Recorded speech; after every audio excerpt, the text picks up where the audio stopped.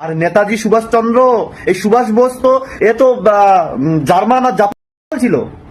কোথাকার ইতিহাস পড়াচ্ছেন আপনারা? কোথাকার ধুমকি দিচ্ছেন? কোথাকার হুমকি দিচ্ছেন? কিসের ধুমকি দিচ্ছেন? আইন ঘন্টা করবে আপনাদের। সুভাষ বসু কিভাবে ভারতবর্ষের নেতাজি হলো?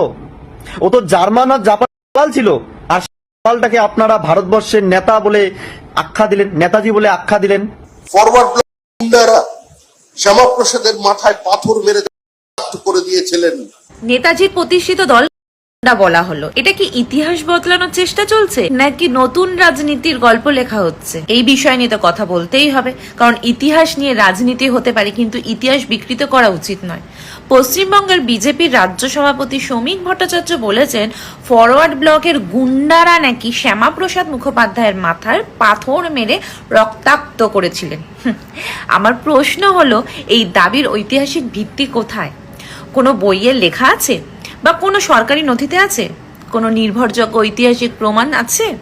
যদি থাকে তাহলে সামনে আনুন, কিন্তু প্রমাণ ছাড়া এমন বড় অভিযোগ করে ইতিহাসকে রাজনৈতিক অস্ত্র বানানোর কি ঠিক?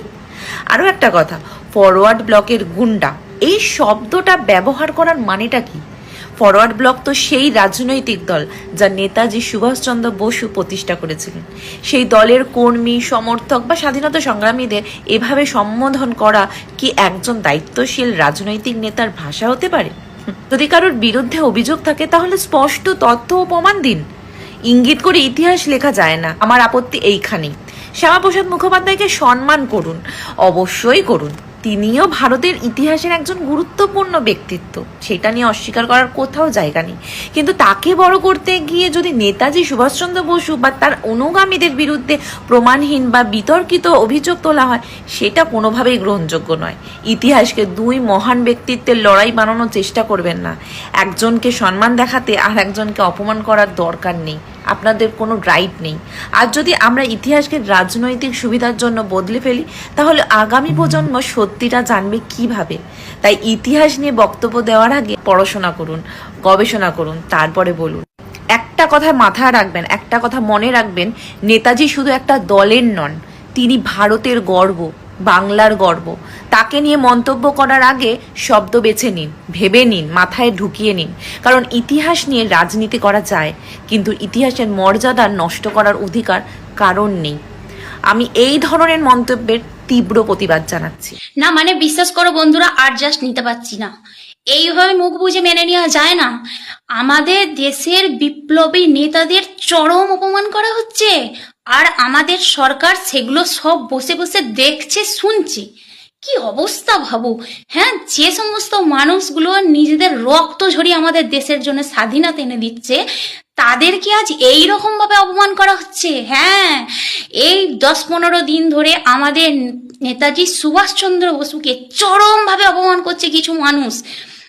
প্রথমে শুরু করেছিল আমাদের শ্রমিক ভট্টাচার্য, নেতাজিকে গুন্ডা বলে। তারপর থেকে শুরু হয়েছে কিছু মানুষ নেতাজির ফটোতে জুতোর মালা পরিয়েছে, দেখলাম সোশ্যাল মিডিয়ায়।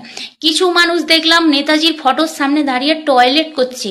আর ওইদিকে কুচবিহারের কোন সা মহারাজ জানি না, তার কিছু অন্ধ ভক্ত নেতাজিকে দালাল বলছে, জাপানের দালাল। ভাবা যায় কোন লেভেলের অপমান। ভাবো, যে দেশে আমাদের দেশের বিপ্লবী নেতাদের সম্মান নাই, সে দেশে কি আশা করবে মানুষ? ভাবো তো। আর এসব দেখে আমাদের মাননীয় মুখ্যমন্ত্রী সমস্ত কিছু দেখে শুনে চুপ করে আছে, কোনো কিছু অ্যাকশন নিচ্ছে না। হ্যাঁ, আর এসব ঘটনা সমস্ত কিছু ঘটছে আমাদের এই পশ্চিম বাংলায়। হ্যাঁ, আমাদের এই পশ্চিমবঙ্গে ঘটছে। কেন যে আমাদের মাননীয় মুখ্যমন্ত্রী চুপ করে আছে এই বিষয় নিয়ে, আমি তো সেটাই বুঝতে পারছি না। হ্যাঁ, কেন তাদের নিয়ে কি কোনো অ্যাকশন হবে না? যদি কেউ আমাদের মাননীয় প্রধানমন্ত্রী ছবি নিয়ে উল্টো পাল্টা কমেন্ট করে, তাদের নিয়ে যদি অ্যাকশন নেওয়া হয়, তাহলে যে দেশের বিপ্লবী নেতারা এতদিন যাদেরকে সম্মান করেছে, তাদের সম্মান হঠাৎ করে 10 দিনে ধুলোয় মিশিয়ে দেবে কিছু মানুষ, আর দেশের সমস্ত মানুষ এইভাবে চুপ করে সহ্য করে নেবে? এটা কি মানা যায়? হ্যাঁ, নেতাজিকে যদি বলো গুন্ডা বাহিনী, তো হ্যাঁ গুন্ডা, নেতাজির বাহিনী যদি গুন্ডা বাহিনী, তো হ্যাঁ আমি সেই গুন্ডার অন্ধভক্ত বলতে পারো। এইভাবে আমরা সহ্য করতে পারবো না, কারণ আমরা ছোট থেকে স্কুলে কলেজে বাড়িতে পাড়ার ক্লাবে সব জায়গায় দেখেছি নেতাজিকে সম্মান দেওয়া। সেই নেতাজির সম্মান আজ মাটিতে মিশিয়ে দিয়েছে কিছু মানুষ। হ্যাঁ, এতদিন যন্তর মন্ত্রে আন্দোলন করছিল ছাত্ররা, এবার শুরু হয়েছে ভোপালে কৃষকরা, এদিকে ছত্তিশগড়ে আদিবাসীরা। কি হচ্ছে কেরালায়, মধ্যপ্রদেশে, এই মহারাষ্ট্রে, কোথায় আন্দোলন হয়নি? আসলে হঠাৎ করে আমাদের দেশে কি হচ্ছে বলো তো? যেন মনে হচ্ছে না কারুর নজর লেগে গেছে আমাদের দেশে। কেন হঠাৎ করে মানুষ এইভাবে সবাই রেগে যাচ্ছে, আন্দোলন করছে, দেশের মধ্যে যেন আগুন জ্বলছে। আর এইভাবে যদি দিনের পর দিন চলতে থাকে, মানে দেশের ভিতরেই যদি এইরকম অবস্থা হয়, তাহলে তো বাইরের শত্রুর দরকার নেই। বাইরের শত্রু তো এই সুযোগে আমাদের দেশকে অ্যাটাক করবে, এটা কেন বুঝতে পারা যাচ্ছে না?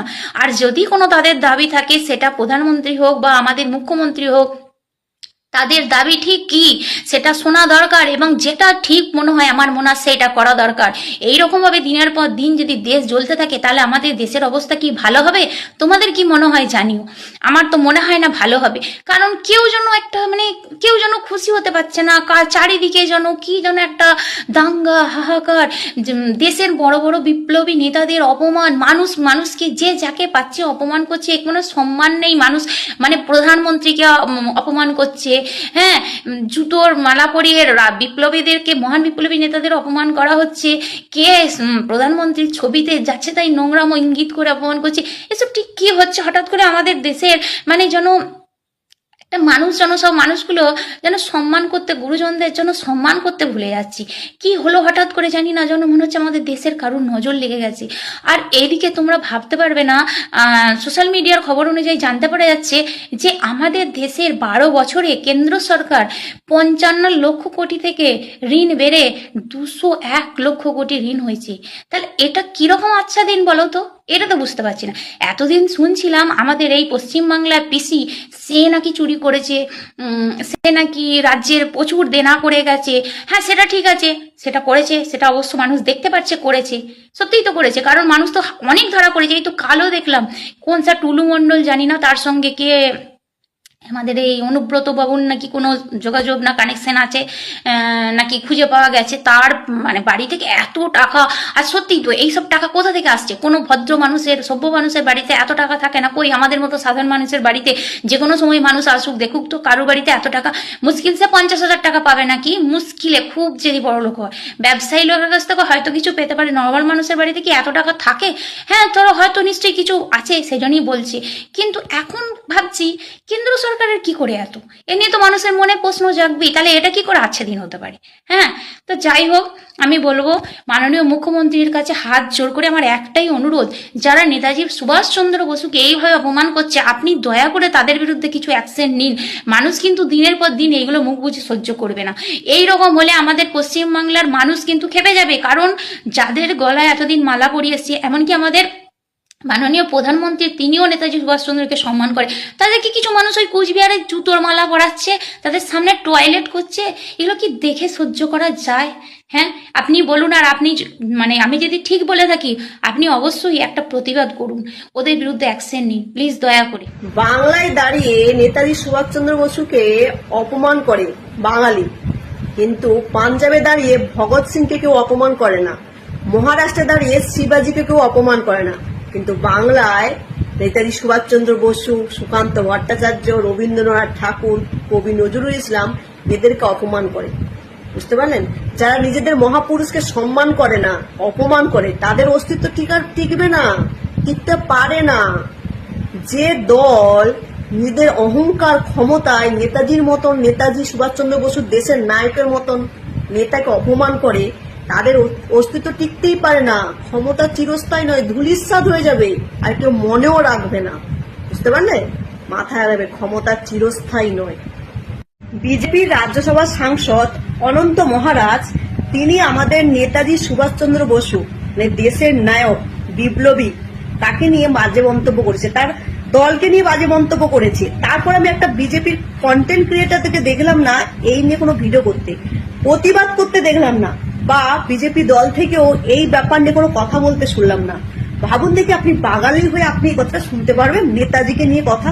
এই অনন্ত মহারাজ ক্লাস 8 পাস, একটা ক্লাস 8 পাসের লোক রাজ্যসভার সাংসদ। কেন বিজেপি কি শিক্ষিত লোকের অভাব পড়ে গেছিল? আর তিনি ক্লাস 8 পাস হয়ে নেতাজি সুভাষচন্দ্র বসুকে নিয়ে বাজে মন্তব্য করবে মেনে নেওয়া যায়? মাওবাড়ির আবদার পেয়ে গেছে? আরে যার জন্য এই দেশ, যে বিপ্লবীর কি অবদান আছে, এইটুকু ইতিহাসটুকু পড়ুক। সেটুকু তো পড়বে কোথা থেকে? Class 8 pass. বুঝতে পেরেছেন? দেশের প্রধানমন্ত্রীকে অপমান করায় 24 ঘন্টার মধ্যে হচ্ছে এফআইআর এবং গ্রেপ্তার হলো। কিন্তু আমাদের দেশের নায়ক নেতাজি সুভাষচন্দ্র বসুকে ওই দলেরই সাংসদ অনন্ত মহারাজ অকথ্য ভাষায় অপমান করলো এবং তার চালাচুম্বনগুলো তারাও অপমান করছে এবং নেতাজি সুভাষচন্দ্র বসুর দলকে গুন্ডা বাহিনী বলছে। তারা কেন জেলের বাইরে? তারা কেন জেলের বাইরে? আমরা বাঙালি হয়ে কেন মেনে নিচ্ছি এটা বলতে পারেন?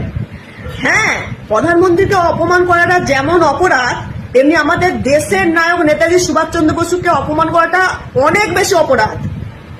যার জন্য আজকে দেশ তাকে অপমান করছে, ওই দলেরই সাংসদ ক্লাস 8 পাস, সে কিনা অপমান করছে, তার চালাচুম্বনগুলো অপমান করছে। তারা কেন জেলের বাইরে? এটা কি মুখ্যমন্ত্রী দেখতে পাচ্ছে না? শুধু কি তাই, অন্য দলের পতাকাগুলোকে ওপেনলি রাস্তার মধ্যে পুড়িয়ে দিচ্ছে এবং অন্য লোককে পেটানোর হুমকি দিচ্ছে। এইগুলো কি শুনতে পাচ্ছে না আমাদের রাজ্যের মুখ্যমন্ত্রী? এই যে তার দলের লোকজন যে অন্য দলের লোককে কারণ ছাড়াই পেটাবে বলছে, হ্যাঁ, দলের পতাকা পুড়িয়ে দিচ্ছে, এগুলো দেখতে পাচ্ছে না? কোনো জবাব আছে আপনাদের কাছে? আমি এই ভিডিওটা আপলোড করার পর আমার কমেন্ট বক্সে নোংরা কমেন্টে ভরিয়ে যাবে। তাই এগুলো কি দল থেকে শেখায়? আপনাদের কাছে কোনো উত্তর আছে? মানে এগুলো দল বলে যে এরকম নোংরা কমেন্ট করতে? যদি উত্তর থাকে জানিয়ে যাবেন, আর ভালো লাগলে শেয়ার করবেন। নেতাজিকে যখন অপমান করেছিল তখন কিছু কন্টেন্ট ক্রিয়েটার যারা নিজেদেরকে হিন্দুত্ববাদী বলে স্বঘোষিতভাবে, তারা কিছু নিজেদের ধান্দাবাজ চুপ করেছিল। এই সমস্ত কন্টেন্ট ক্রিয়েটার থেকে বস্তি পচার ছেলে অনেক ভালো কন্টেন্ট ক্রিয়েটার, বুঝতে পারলেন? যেখানে আমাদের নেতাজি দেশের গর্ব, দেশের অহংকার, দেশের নায়ক, তাকে যখন অপমান করলো শুধুমাত্র নিজেদের ধান্দায় চুপ করে থাকলো। প্রতিবাদ তো দূরের কথা, এরা সারাদিন শুধুমাত্র হিন্দু আর মুসলিম এই রকম ঝামেলা লাগিয়ে মানুষের মধ্যে বিষ ছড়িয়ে নিজেরা টাকা কামাতে চায়। অথচ যখন নেতাজি আমাদের দেশের গর্ব, দেশের নায়ককে অপমান করলো, তখন এই রকম শয়তানগুলো সব চুপ করে থাকলো। সত্যি লজ্জাও করে না এদের?